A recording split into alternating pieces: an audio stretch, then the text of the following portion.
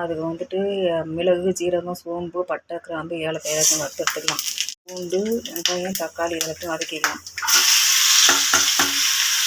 கொஞ்சம் முந்திரி போட்டுக்கிறோம். நல்லா வதங்கிடுச்சு. இப்போ இறக்கிடலாம். இறக்கி ஆற வச்சு அரைச்சிக்கலாம். கிரேவி செய்யறதுக்கு எண்ணெய், பட்டை, கிராம்பு போட்டுக்கலாம்.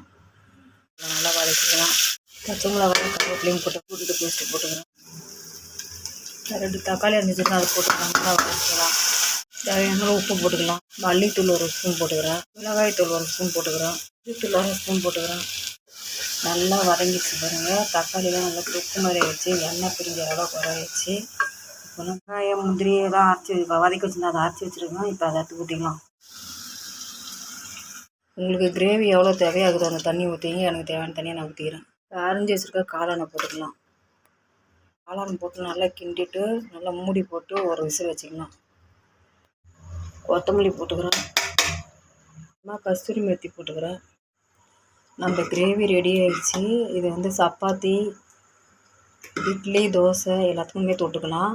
சூப்பரான கிரேவி. இதை கூட நீங்களும் செய்து பாருங்கள். செய்து பார்த்து லைக் பண்ணுங்கள், ஷேர் பண்ணுங்கள், கமெண்ட் பண்ணுங்கள், சப்ஸ்கிரைப் பண்ணுங்கள்.